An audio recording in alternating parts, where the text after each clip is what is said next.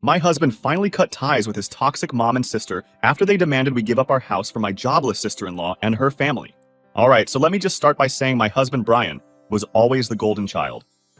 You know, the one the family practically revolves around? His mom, Karen, treated him like he was the sun, moon, and stars. Growing up, they were super close because his dad was always working, and that left Brian with his mom all the time. Their bond was really tight, and honestly, it was a little too close for comfort when I first saw it. I didn't think too much of it at first, though. I mean, it's normal for moms and sons to be close, right? But as I spent more time with them, it became clear that Karen didn't just favor Brian. She worshipped him. Meanwhile, his sister Amanda always got the short end of the stick. Karen barely paid attention to Amanda, and I could tell that growing up in Brian's shadow left Amanda feeling pretty bitter. Still, Brian tried to be a good big brother to her. He's got a good heart like that. Anyway, when Brian and I started dating, it wasn't long before things got weird with Karen and Amanda. At first, I thought I was just being paranoid, but then things started happening that made me realize I wasn't imagining it. For example, Brian and I were living together at the time, and his family would drop by unannounced all the time. Now, I've got no problem with family visits, but at least give us a heads up, you know? Apparently, that wasn't their style. One morning, I was dead asleep in bed with Brian, and all of a sudden, Amanda just bursts into the room like it's totally normal. No knock, no nothing, just barges right in. I'm there, lying in bed half naked, and she starts chatting with Brian like it's no big deal. I don't even know if she noticed or cared that I was in my underwear. I was mortified, but she acted like this was completely normal behavior. Who does that? At first, I thought maybe this was some weird sibling thing, and that I just didn't get it. But after it happened a few more times, I was like, okay, enough is enough. I pulled Brian aside and told him that I wasn't comfortable with his sister just waltzing into our bedroom whenever she felt like it. I mean, come on, it's basic courtesy to knock, right? I shouldn't have to explain that to someone who's a grown adult. Brian agreed with me, so we decided to put a lock on the door to stop Amanda from barging in. Now, you'd think that would solve the problem, but nope. The very next morning, Amanda tried to come in again, and when she couldn't get in, she absolutely lost it. She was jiggling the door handle, pounding on the door, and yelling for Brian to let her in. I was lying there like, what in the actual hell is happening right now? Brian, being the kind soul that he is, finally opened the door to talk to her, and she immediately starts demanding to know why the door was locked. Before Brian could even get a word out, she's pointing at me and calling me a skank. I kid you not. She was furious, saying I was the reason he locked the door and that I was trying to come between them. I was just sitting there, stunned. Like, where the hell did that even come from? Who goes straight to calling someone a skank just because they want privacy in their own room? Brian tried to calm her down, but Amanda wasn't having it. She kept saying how siblings shouldn't have secrets from each other and how the lock was unnecessary. Brian told her that it wasn't about keeping secrets. It was just about privacy, especially when we're, sleeping. But she wouldn't listen. She was convinced that I was the problem, that I was driving a wedge between them, and she wasn't shy about telling me so. After that, things were never the same with Amanda. She had it out for me, and I could feel it every time we were in the same room. If Brian and I disagreed on something, even something as dumb as what movie to watch, Amanda would take his side and tell him that he needed someone who understood him better. Like, she'd say that right in front of me. It was so uncomfortable. And then there were the questions. Oh my God, the questions. When Brian wasn't around, Amanda would grill me about my past relationships, making all these snide remarks. She'd say stuff like, "Why did your ex dump you? And I bet he thought you weren't good enough for him, huh?" It was so passive-aggressive. She even went as far as to say, "Brian's last girlfriend was way prettier than you." Like, who says that? At first, I tried to ignore it. I didn't want to cause more drama with Brian's family, and I figured maybe she'd stop if I didn't give her the satisfaction of reacting. But the more she poked and prodded, the harder it became to stay quiet. One day, she asked me, again, why my last relationship ended, and I just snapped. I told her, well, I liked my ex's family a lot more than Brian's because they didn't have a nosy sister who constantly tried to stir up trouble. That shut her up for a while. I'm not the kind of person who likes confrontation, but man, it felt good to put her in her place for once. But honestly, as much as Amanda annoyed me, Karen was no better. When I first started dating Brian, she acted like I didn't exist. She wouldn't even look in my direction at family dinners or gatherings. I'd try to make small talk, and she'd just completely ignore me. It was awkward as hell, and no matter what I did, I couldn't get through to her. Then, when Karen realized that Brian and I were serious about each other, things took a turn. Instead of ignoring me, she started treating me like I was some kind of threat. I could tell she didn't like the idea of her son being with someone else. She made snide comments about how I must have had it easy because my parents sent me to a private school, and she acted like I was some spoiled brat just because of that. At one point, Karen even told Brian that I wasn't wife material and that he could do better. Like, excuse me? What century are we living in? Thankfully, Brian didn't listen to her. He proposed to me anyway, and that's when the real drama started. Karen and Amanda completely lost it when they found out we were getting married. They both called me, separately, and told me to give the ring back. They literally tried to talk me out of marrying him. I don't know if they thought they could bully me into breaking up with him, but they were dead wrong. I wasn't about to let them control my life. So yeah, that's when I started seeing just how toxic things were with Brian's family. And honestly, it was only the beginning. So, after Brian proposed, things really started to go downhill with his family. Like, I already knew they didn't exactly love me, but I didn't expect them to react like that. You'd think a normal family would be happy when their son gets engaged, right? Nope. Not with Karen and Amanda. They acted like I had personally declared war on their family or something. The day after we announced the engagement, Karen called me. At first, I thought maybe she was going to congratulate me, try to play nice or something.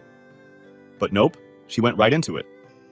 She told me straight up that she didn't think I was good enough for her son and that I should give the ring back to Brian.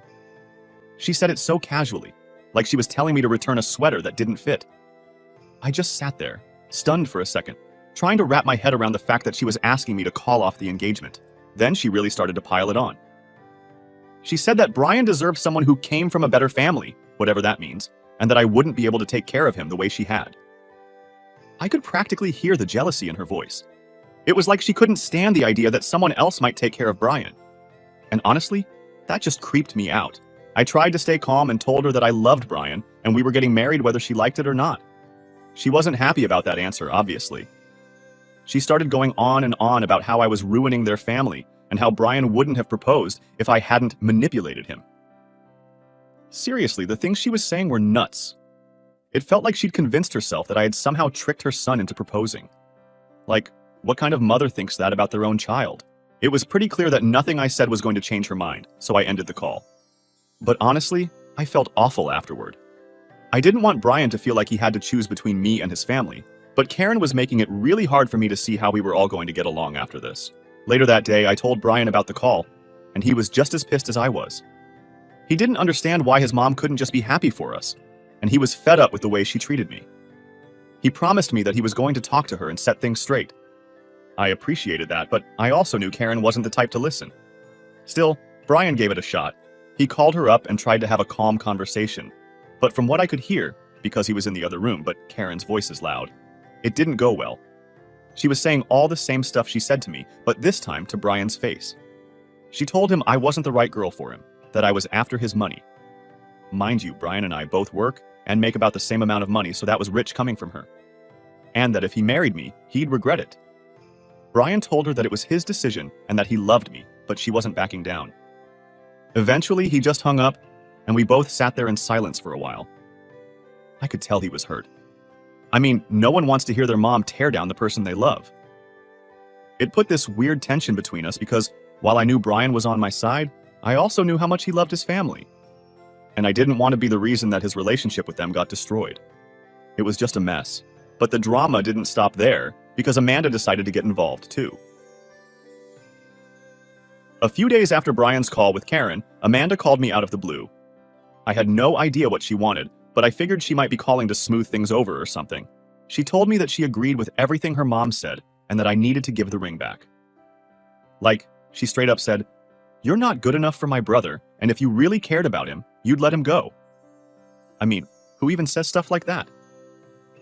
She kept going, telling me that Brian deserved to marry someone with class, and how he was making the biggest mistake of his life by choosing me. At that point, I had enough. I told her that it wasn't her decision to make, and if she didn't like it, that was her problem. I don't know why, but she seemed shocked that I stood up to her. Maybe she thought I was just going to sit there and take it, but nope.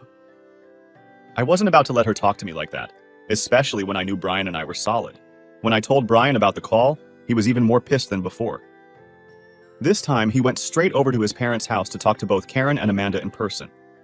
I didn't go with him because, honestly, I didn't want to be in the middle of that train wreck. When he got back, he told me that it was just more of the same. They both doubled down on their belief that I wasn't the right person for him. And Karen even tried to guilt trip him by saying she just wanted the best for him. But Brian wasn't having it. He told them both that he was marrying me whether they liked it or not, and if they couldn't accept that, they didn't have to come to the wedding. I think that's when they finally realized how serious he was because they started backpedaling a little. Karen even tried to say she was just looking out for him and didn't mean any harm. Sure, okay. In the end, they sort of backed off, but I knew it wasn't over. Karen started being all passive-aggressive whenever we saw her, making little comments about how marriage was such a big responsibility and how I needed to take care of Brian like she had. She was constantly reminding me of how much she had done for him growing up, like I owed her something. And Amanda, well, she just kept calling me a gold digger behind my back. Real mature. Things came to a head when Karen insisted on planning our rehearsal dinner. At first, I didn't want to let her, but Brian thought it might be a good way for her to feel included, so I gave in. I had a feeling in the pit of my stomach that this wasn't going to end well. I should have just trusted my gut and said no, but Brian was hopeful that this would be a good way to get his mom involved without causing any more drama. He thought it would make her feel included, and maybe, just maybe, she'd chill out a bit if we gave her some control over something. I went along with it thinking, what's the worst that could happen? Well, I was about to find out. The rehearsal dinner was supposed to be this intimate, laid-back evening before the wedding, just our close family and the bridal party. Nothing fancy, just good food, some laughs, and maybe a few heartfelt speeches. I wasn't expecting a Michelin star meal or anything, but I thought it'd be decent, especially since Karen insisted on handling everything herself. She even turned down our offer to help pay for the dinner, saying she had it all under control. We showed up to the venue, and right away, I could tell something was off. The first thing I saw when we walked in was these cheap plastic tablecloths thrown over picnic tables. I'm not talking about cute outdoor picnic tables either, just the kind you'd see in a park or a public barbecue area. It looked like a rushed setup, and I was already starting to feel embarrassed. I glanced over at Brian, and he had this confused look on his face like, what is this? But it got worse.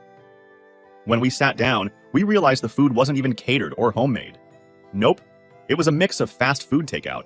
Cold tacos, soggy burritos, and some half-warm nachos were laid out like a sad buffet.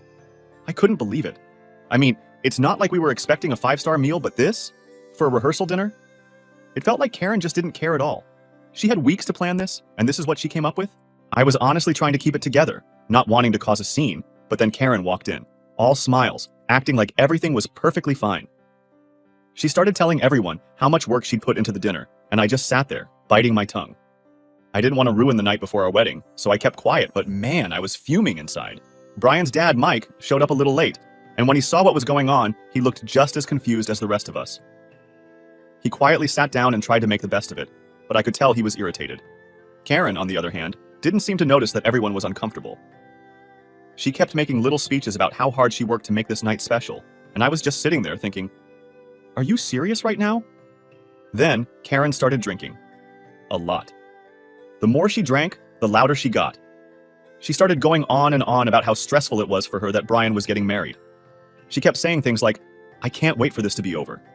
And this wedding has been so hard on me. It was all about her, like she was the one getting married. It was so awkward, and people were starting to whisper and exchange looks. I could feel my face turning red from embarrassment. At one point, she got up, almost knocking over a plate of cold nachos, and started thanking everyone for coming, like she was hosting some grand event. Then, out of nowhere, she started crying, like full-on sobbing. She started talking about how she was losing her son, and how she hoped I would take care of him, since she wouldn't be able to anymore. I just sat there in shock. Brian was trying to calm her down, but she wouldn't stop. It was like a complete meltdown. Mike finally had enough. He got up, walked over to Karen, and gently told her it was time to leave. Karen, still sobbing, tried to argue, but Mike wasn't having it. He practically had to drag her out of there, with her stumbling and crying the whole way. It was a disaster, and the whole room was dead silent after they left. I couldn't believe that this was how our rehearsal dinner turned out. Brian and I were just sitting there, both of us completely embarrassed. The rest of the guests tried to carry on like nothing happened, but the mood was ruined. Amanda wasn't much help either. She tried to defend Karen, saying she was just emotional because her baby boy was getting married. But I wasn't buying it. This wasn't just Karen being emotional. This was Karen making everything about herself again, and trying to turn our wedding into her drama fest. After the dinner was over, Brian and I went home, and I told him straight up that I was worried about what his mom and sister were going to do at the wedding.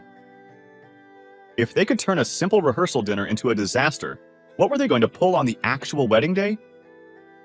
Brian tried to reassure me, saying his dad would keep them in line, but I wasn't so sure. I mean, I appreciated him trying to stay positive, but after what happened that night, I wasn't willing to take any chances. I was also frustrated that Brian wasn't seeing how big of a problem his family had become. He kept brushing it off like it was just one bad night, but I knew this was bigger than that. Karen and Amanda had been sabotaging things from the start, and now I was just waiting for the other shoe to drop at the wedding. That night, I couldn't sleep. My mind was racing, and all I could think about was how Karen and Amanda were going to ruin our big day. I didn't want to sound like a bridezilla, but I didn't want my wedding to be a circus either.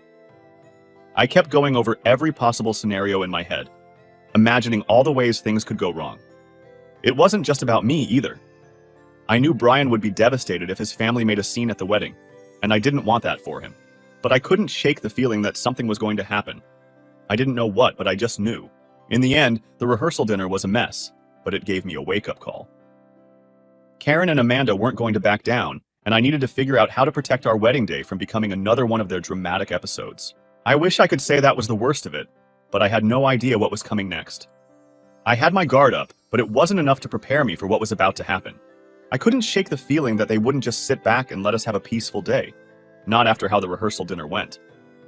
I mean, if they could ruin something as simple as that, what were they going to do at the actual wedding?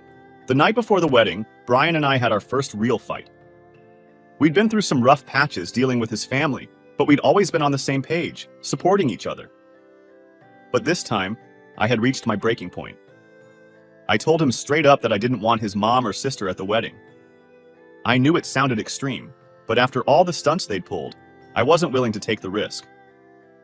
I didn't want our big day to turn into a circus because Karen couldn't handle not being the center of attention, or because Amanda wanted to play protective sister again. Brian, though? He wasn't having it. He couldn't wrap his head around the idea of not having his family at the wedding, even after everything they'd done. He kept saying, "They're my family, they won't ruin it," and "Dad will make sure they behave." But I wasn't convinced. I told him that if they were there, it wasn't just our wedding anymore. It was going to be another opportunity for Karen and Amanda to make it all about them. The conversation went in circles for a while. He kept defending them, trying to downplay how bad it had gotten, but I wasn't budging. I knew deep down that Karen and Amanda couldn't be trusted, and I didn't want to look back on my wedding day with regret, because I let them get away with more nonsense. Finally, I just laid it all out there. I told him that if they came to the wedding, there wouldn't be a wedding. I know that sounds dramatic, but at that point, I was exhausted. I couldn't deal with them anymore. Brian looked at me like I had just slapped him across the face. He was hurt, and I could see it. I felt awful, but I also knew that I wasn't going to spend my wedding day walking on eggshells, waiting for Karen to pull some stunt, or for Amanda to start another fight. I had to make him understand how serious I was about this. It took a while for him to process what I was saying. I could see him struggling, torn between me and his family, and honestly, I didn't envy him. I know how close he is to his dad, Mike, and I knew this was killing him. But at the end of the day, I was his wife-to-be, and I needed him to prioritize us over the chaos his mom and sister kept bringing into our lives. Eventually, he sighed, and I could tell he'd made up his mind. He wasn't happy about it, but he agreed. He called his dad early the next morning and told him that Karen and Amanda were uninvited. Mike wasn't surprised, which didn't shock me at all. I think deep down, even he knew that Karen and Amanda were too much to handle. Mike promised Brian that he'd make sure they wouldn't show up, and honestly, I felt a little relief wash over me. But at the same time, I knew this wasn't going to be the end of it. Sure enough, not long after that call, both Karen and Amanda started blowing up Brian's phone. They were relentless, calling and texting nonstop, trying to guilt-trip him into letting them come to the wedding. I could hear Karen from across the room, accusing me of turning Brian against her and ruining their relationship. She kept going on about how I was a terrible influence, and that Brian was making a huge mistake by cutting them out. Amanda wasn't much better, throwing all kinds of accusations about how I was trying to steal her brother away from their family. It was so predictable, I almost rolled my eyes listening to it. But Brian stayed firm, and honestly, I was so proud of him in that moment. It wasn't easy for him to stand up to his mom and sister like that, but he did it. He told them point blank that they weren't welcome at the wedding because of how they'd treated me and how they'd disrespected our relationship from the start. He didn't leave any room for argument, and for once, they had to accept it. That didn't stop Karen from getting in one last jab before the call ended, though.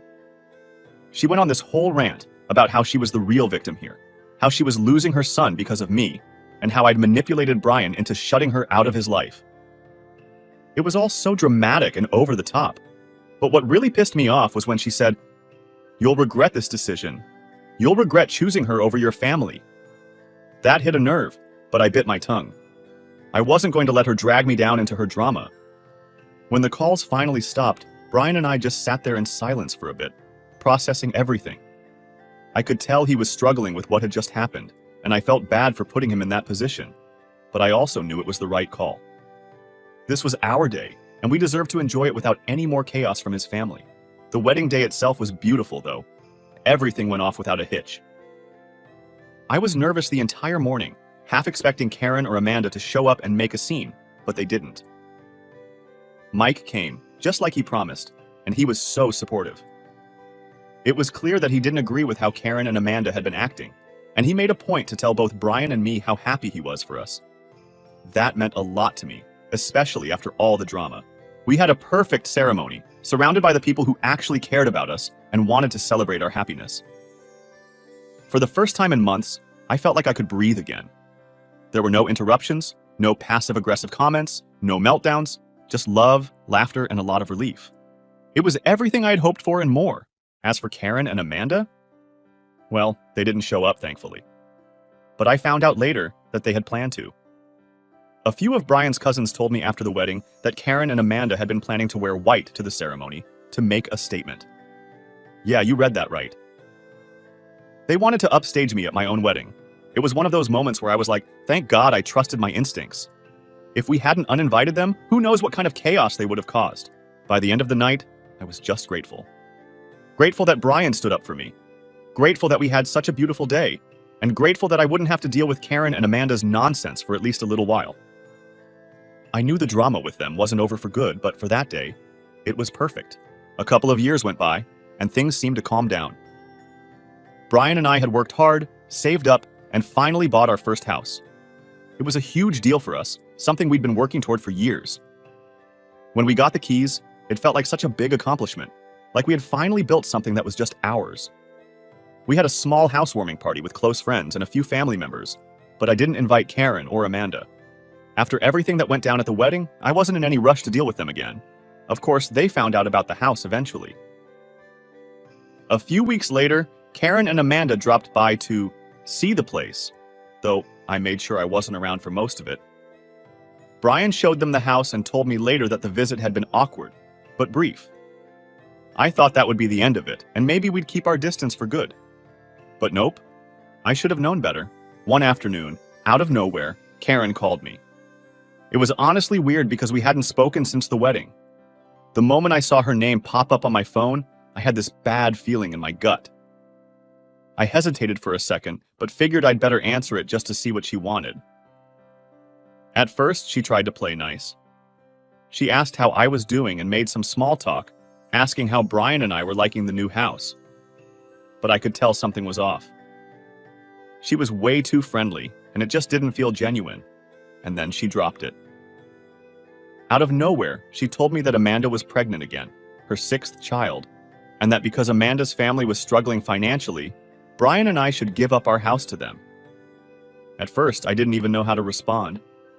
I just sat there, speechless, trying to figure out if she was joking or if I'd misheard her. So I asked her, "Are you serious?" And Karen, without missing a beat, said yes. She was dead serious. She went on to explain how Amanda's house was too small for her growing family and how it only made sense for us to give up our home since it was too big for just Brian and me. I couldn't believe what I was hearing. I asked her why on earth she thought we should just hand over our house, and that's when she said the kicker. She claimed that Brian had already agreed to it. That set me off. I knew that was a lie. Brian and I had always made decisions together, and there was no way he would have promised something like that without talking to me first. I felt my blood start to boil. I told her flat out that this was our home, the one we had worked hard to buy, and there was no way we were giving it up to anyone. I made it crystal clear that Brian and I made decisions as a team, and he would never agree to something like that without discussing it with me. Karen, of course, wasn't having any of it. She started yelling at me, saying it was my duty as a daughter-in-law to make room for Amanda and her kids. Like what? Since when is it my job to solve Amanda's financial problems? At that point, I was done with her nonsense. I told her sarcastically that if she felt so strongly about helping Amanda, then she could go ahead and pay the mortgage for us. I mean, if Amanda and her family were going to live here, someone had to cover the bills, right? Karen didn't like that at all. She blew up, yelling about how that wasn't her responsibility and how I was being selfish and unreasonable. But honestly, the audacity of the whole thing just blew my mind. I couldn't believe she thought she could bulldoze over us like that and just demand we give up our house. After she finished her rant, I calmly told her that this conversation was over and hung up. When Brian got home that evening, I immediately told him what had happened. He was furious. He hadn't heard a thing about any of this and confirmed exactly what I already knew. There was no way in hell he would ever agree to give up our house, especially without talking to me first. He called his mom right away, and I could hear the frustration in his voice as he told her off. Karen tried to backpedal, but Brian wasn't having it. He told her that Amanda's problems were not our responsibility and that we weren't giving up our home for anyone, end of story. After that call, things between Brian and his mom were even more strained. But honestly, I didn't care. There was no way I was letting anyone guilt me into giving up something we had worked so hard for. It just showed, once again, how entitled Karen and Amanda were. They acted like Brian and I existed solely to fix their problems, and I was done playing that game. From that moment on, I knew we had to set some serious boundaries. If Karen and Amanda were going to keep pulling stunts like this, they needed to understand that there were consequences. And if that meant cutting them off again, so be it. About a week later, Karen and Amanda decided to take things to the next level. I guess they thought showing up at our house unannounced would somehow change Brian's mind. They came banging on the door, demanding to be let in, like they were entitled to invade our space whenever they felt like it. I could hear Karen shouting from the other side of the door, calling me all sorts of names, and Amanda wasn't far behind, accusing me of stealing Brian from their family. But I wasn't having it. I didn't open the door. I told them through the door that they needed to leave and that this was our home, not theirs. The fact that they thought they could just force their way back into our lives was unbelievable.